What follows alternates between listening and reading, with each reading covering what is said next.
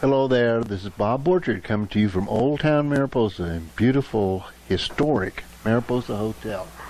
And the show today is being brought to you by Beth's Gold Coin, family-friendly sports town right downtown Old Town. And I have with me today a new old friend. A new old friend, it feels like Beth it. Pratt. Beth is, well, Beth, why don't you tell me a little bit about yourself? But let's talk about how you got to Mariposa. I got to Mariposa. I actually love the area. It's home, but I'm not from here. I moved out to California after college from Massachusetts, grew up on Cape Cod, and worked in a lot of areas in California, like Stockton and San Francisco Bay Area, but got a job in, 1999 with the Yosemite Association, which is now the Yosemite Conservancy, as their vice president, and moved up here and never looked back. Just love it. What did you take your degree in? I'm a weird tree hugger. So my undergrad's in biology, but I have an MBA. So I sort of straddle both worlds, both the business and the sort of environmentalist tree hugger. So, and that's sort of been my career, is sort of business, and I've worked for both really large corporations and nonprofits like the Yosemite Association. So, but bought my home up here when I moved up here, and have loved it. I worked in Yellowstone National Park for about 4 years. I work for the National Wildlife Federation now as their California director. So even though I'm on the road about 70% of the time, because I oversee all the conservation work in the state, I like to joke my office is an I-5. but when I'm home in Midpines, and I wouldn't live anywhere else. California director of the National Wildlife Federation. Yeah, it's a great job. You've got a lot of responsibility. I do. I like to say I have the best job in the world. It's challenging. I work 80 hours a week, at least. But I get to drive all around this beautiful state and work on wildlife conservation. And it's a really fun, sometimes discouraging, but really fun and rewarding job. So I wouldn't do anything else. You brought up the concept of a tree hugger. And I remember back in the day when I was a young planter, just came to Mariposa. That's been a long time ago. But, tree huggers were kind of a bad name in the industry. Logging was kind of a big thing in this county and country at that time. I think over the last few years I've watched a major change occur as part of the national consciousness. And I think the National Wildlife Federation is a big part of that. Part of it, of course, is what's happening with respect to climate change and droughts. And but I think there's a general awareness that that we are part of the animal population, and we play a role in it, and maybe we can talk a little bit about that. Yeah, to your first point, being someone who again works in the business, has an MBA but also a biology degree, I've never understood why environmentalism and capitalism or good business have been seen on opposite ends of the spectrum. To me, good capitalism is conserving resources and making sure, we can't run out of things in the environment that are necessary for life, like water and good soil and air. So I've never understood, and I think you're right. What I've seen in the past 10 years in my career, and even the last 5, is a realization of that. You have companies who have a triple bottom line now, who realize that it's part of, you can make money, but you also you have a responsibility to make sure that these resources are there for people. But it's also, as you said, up to us, not just business. And I think the separateness that, the prevailing theme that it's us and then nature is another space is starting to, be seen as mistaken. We are part of it. We, are not separate from the mountain lion or the, the bird in our backyard. We're all part of a functioning ecosystem, which, if pieces fall apart, people often ask me, well, why should I care about frogs if they go extinct? Or, well, frogs are an indicator species. If they're going extinct because of changes in the environment, those effects are impacting us too. They just see the impacts. So I think seeing ourselves as part of this functioning sort of ecosystem and part of just sharing the planet, that is changing. And I think it's because of nonprofits, but also just science is showing us differently as well. Showing that we're not sort of unique. Look at killer whales with their social structure and being able to communicate. we're not really, we're finding that we're really not that all unique, in the animal world. One of the things that we've been exploring lately is the traditional Miwok culture.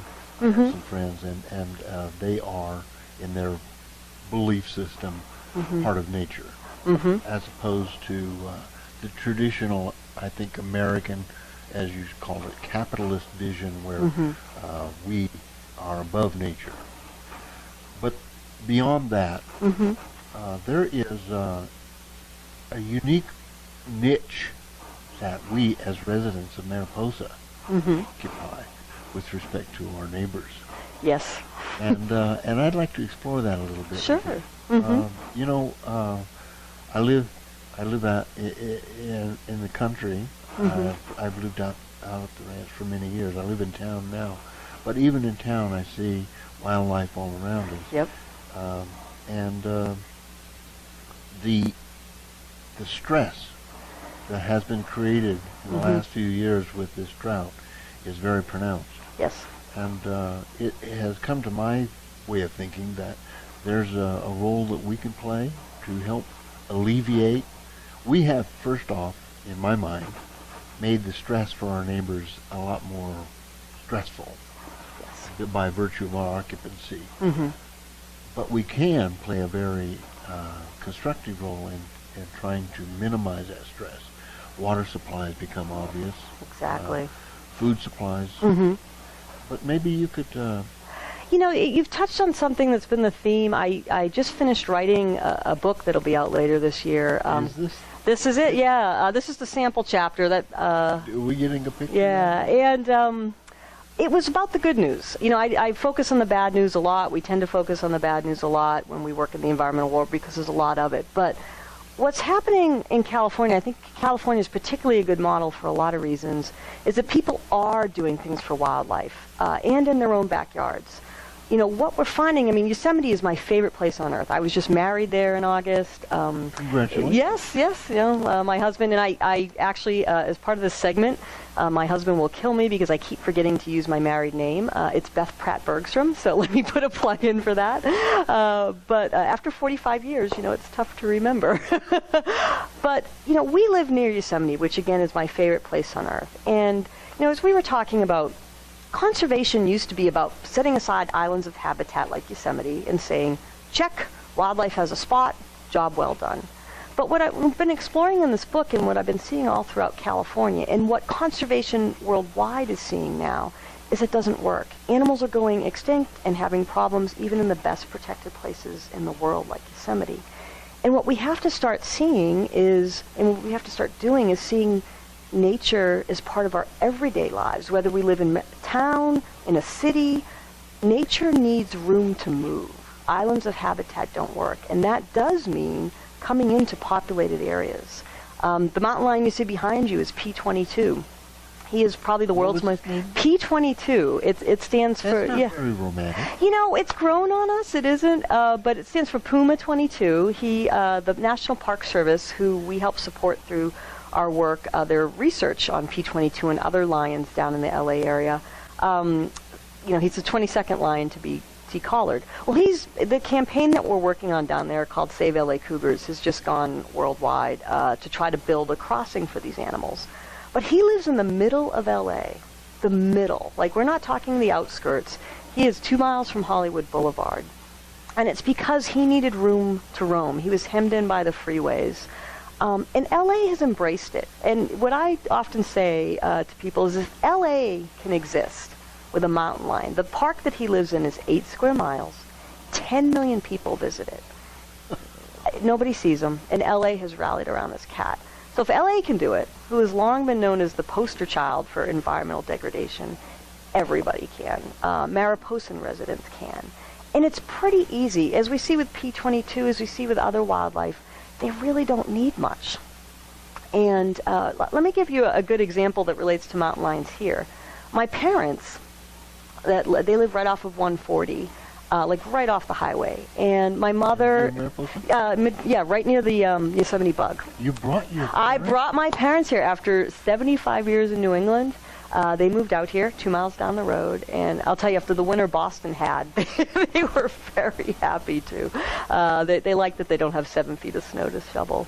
But my mother does what we, when you talk about what people can do, you can create your own national park in your yard. And by doing things like putting in a frog pond or a water source or native plants so that wildlife has a chance. And this helps everything from pollinators, as we know, we can talk about, native bees and monarchs. I mean, Mariposa is named for the butterfly. We can really help monarch populations, which are declining, to gray foxes, to, everyday wildlife, to snakes, you name it. But just to give you an idea, you want to explore how wildlife's being stressed right now. So my mother has this sort of bird area where she has bird baths and feeders and flowers for, and she calls me up one night and says, "There's a mountain lion laying in the middle of, my bird area drinking from the bird bath." And I laughed at her. I said, "Mom, mountain lions don't do that. They're very shy of people." And she's like, "No, I'm telling you it's a mountain lion." I said, okay, sure. Calls me up the next night. He's back, same time, drinking from the bird bath. And, where he's drinking from is about 50 feet from the house. And this is not typical for mountain lions. They really don't want anything to do with us. They are ghost cats. Attacks are extremely rare. 6 in 150 years. They stay away from people. So, she called me up the second night. I was like, "Are you sure?" And my dad's in the background. "It has a tail. It's not a bobcat." So I go back the third night, and sure enough, he appears same time, drinking from the bird bath. And, he was well within, view of the house. He was keeping an eye on us. As soon as I opened the window to get a photo, he was out of there. He's very skittish of people. But I bring this up to demonstrate that wildlife is so stressed by the drought that mountain lions, who actually don't drink a lot, they get, I think, 80 to 90% of their hydration through blood when they kill a deer, did something that's not typical for lions, which is come into an area that was very near people because he needed a drink. I'm going to have to say goodbye. Oh, no problem. And I'm having way too much fun. I know, this is way too much fun. So, but maybe we can talk again sometime. I would love that. There's so many great wildlife stories here to tell. But for you folks out there, thank you for joining us. And Beth, thank you for being my guest today. Yep. And this show again was brought to you by the Old Town Mariposa show. And we're from Beth's Gold Coin. And thank you very much for joining us.